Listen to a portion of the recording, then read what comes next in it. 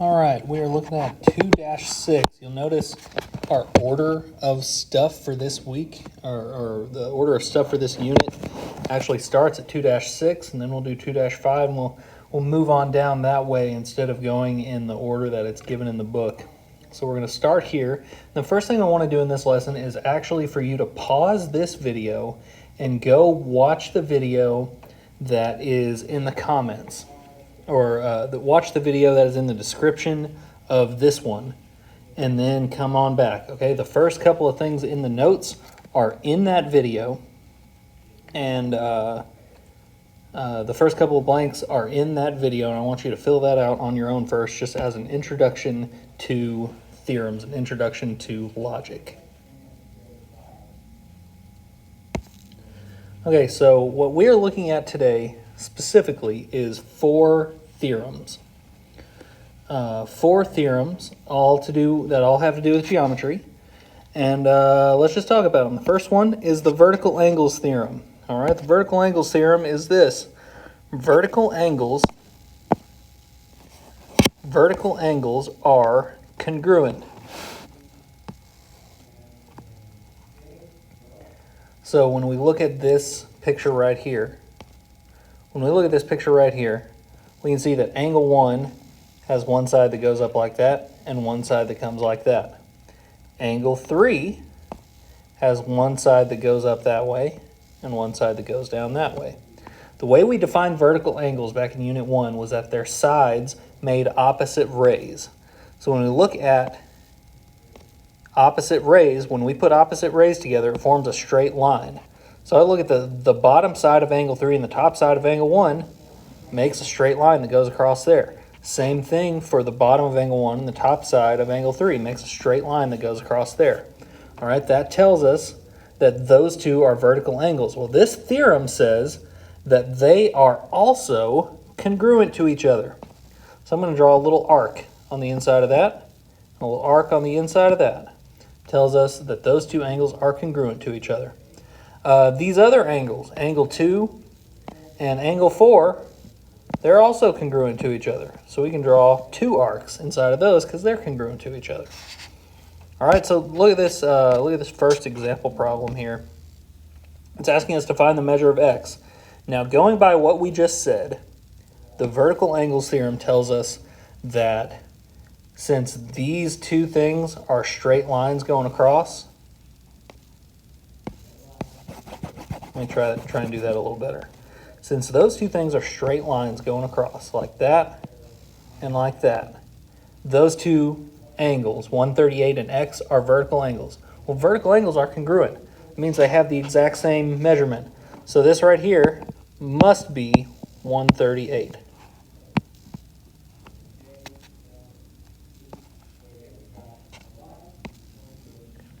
This next one, it asks us about angle IKS, or it gives us angle IKS and tells us that that is 51 degrees.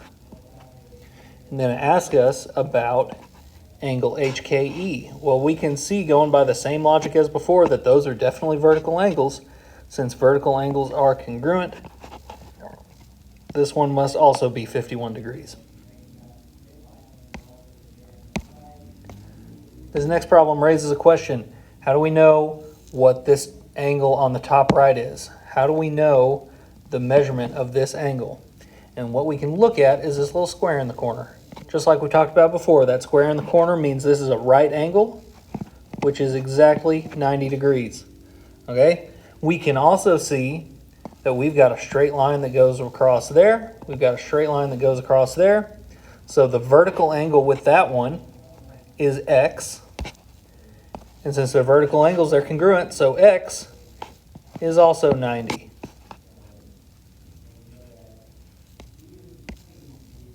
All right, this last one.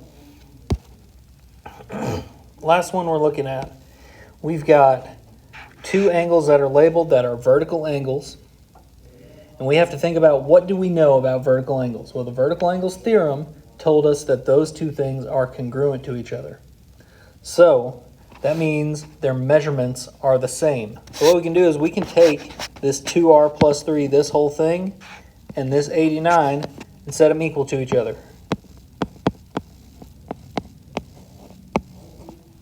And after that, it's just solving an equation. So we got to get rid of that plus 3 by subtracting on both sides. Then we divide by 2. And r is equal to 43 degrees. No, not degrees. R is equal to 43. And that's what you can plug in right there and make it equal.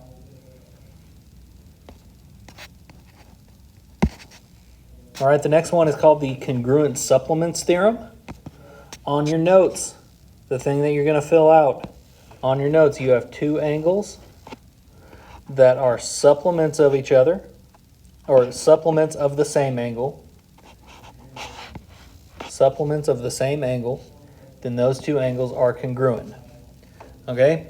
What this is saying, first of all, we got to ask the question, what does it mean if angles are supplements?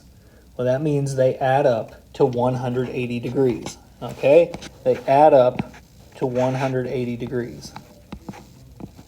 So when we put two angles that are supplements of the same angle, okay, it's one thing to read this and say this out loud.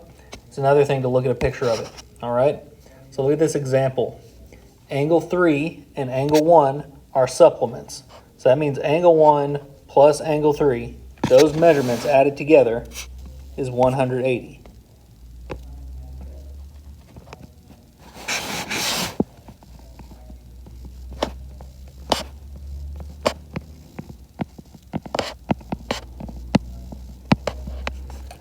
Well, it also tells us that angle 2 and angle 3 are supplements.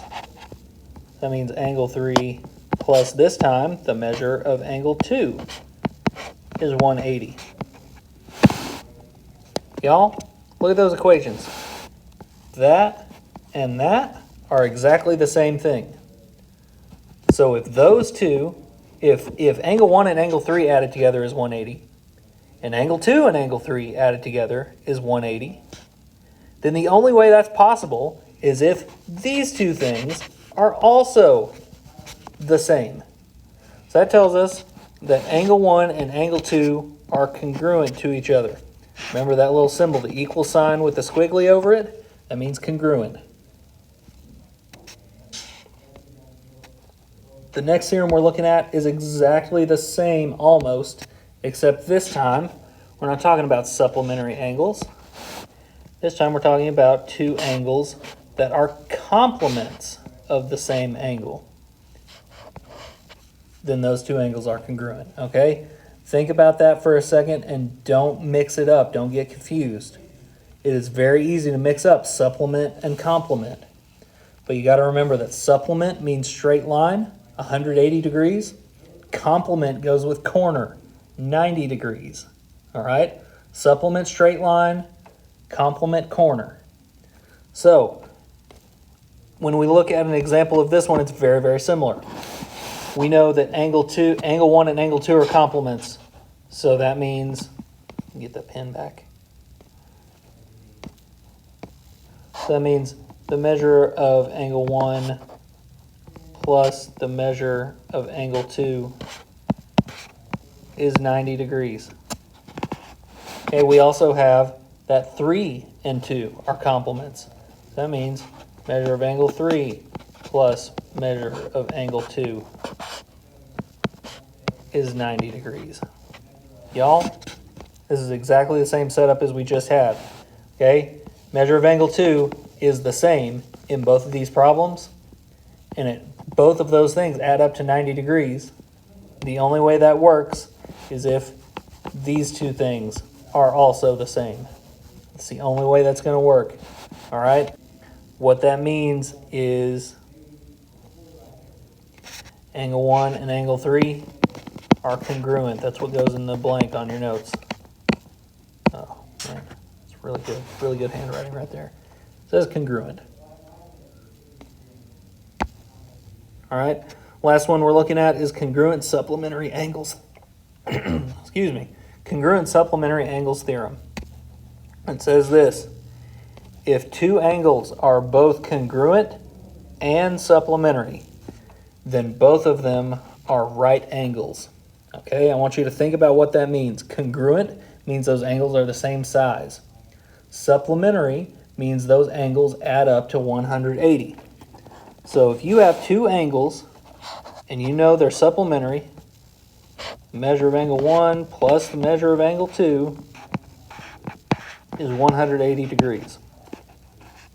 Okay? But it also says that they're congruent.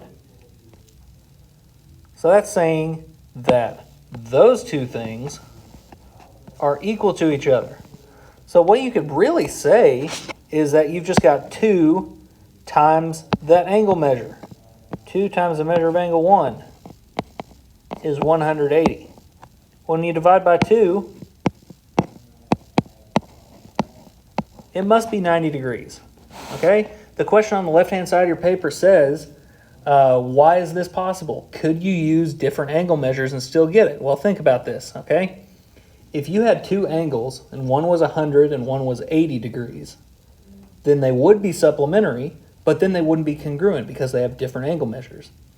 If you had two angles that were both 70 degrees, they would be congruent to each other, but when you added them up, it wouldn't be supplementary. It wouldn't equal 180. So the only way that this works, congruent and supplementary, is if they're both right angles. Okay? When we look at this, this picture right here, it tells us that angle 1 is congruent to angle 2. If we didn't have this part right here, if we didn't have that part right there, how would we know they were congruent? And the answer is these arcs. Those little rings that are inside the angle tells us that since they both only have one ring, that tells us that angle 1 and angle 2 are congruent. And it also tells us they're both supplements. Okay? The information we can gather from that is that they are both 90-degree angles. They're both 90-degree angles. All right, so on your homework problems, there are a lot of questions that will ask what theorem makes this true, and it'll show you a picture. It'll show you a diagram, something that looks kind of like this. And it'll give you a diagram and say what theorem makes this true, okay? What that is it is asking you, how do you know that those things are congruent? How do you know that those measurements are equal, okay? All it is telling you, is making you show your work, all right? That's what proof writing really is. Writing proofs really is just showing your work and explaining how you got to the answer that you got. All right, that's all it is. It doesn't have to be some huge, complicated, difficult process. It's just showing your work, all right? So don't overthink it. Don't stress yourself out. There's going to be 8 problems on Canvas, and that'll be it. Y'all have a good day.